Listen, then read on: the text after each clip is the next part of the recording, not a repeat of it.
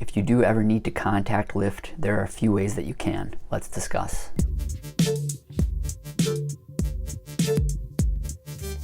Alright, so first, if you just have general questions or basic inquiries, there's a couple of ways that you can get answers to those questions. The first is going to the Help Center in the driver app, and the second is visiting help.lyft.com. And this is basically the same as the Help Center in the driver app.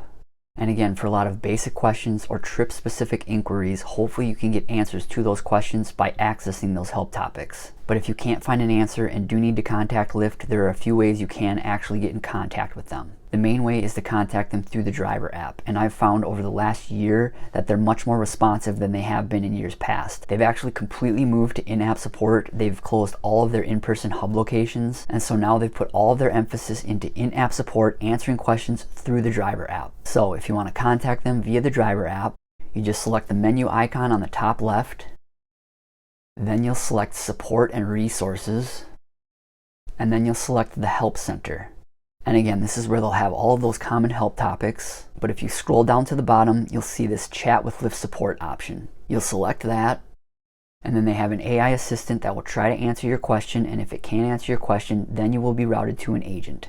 And again, over the last year or so, they're putting a lot more emphasis into answering those questions through the driver app, so I've found them to be much more responsive. They usually respond pretty quickly. And these chats do actually stay open until your issue is resolved and it is closed. So you can have these chats with Lyft support open while you're actually giving rides on the Lyft platform. And then once you've completed your current ride, you can access that chat again. And then to access those chats, you'll just go to the Help Center again, and then you'll select the Inbox button on the top right there.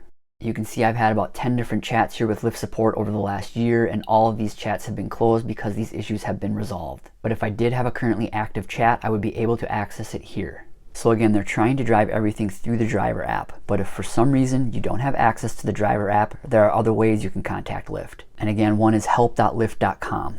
And if you scroll down a little bit, you can select Contact Us. Then you can select I'm a driver, and then you can select the different options from there in order to submit a request. Again, the help website is basically a duplicate of the driver app, but if you don't have access to the driver app, this is a way you can contact them. Now there's two other ways via social media. You can contact them on X or you can contact them on Facebook. And on X, their support handle is Ask Lyft. And to contact them, all you'll do is select the envelope icon to send them a direct message. And on Facebook, you'll just navigate to their Facebook page, and they have support for Facebook Messenger. And in order to send them a message, you'll just select that message button.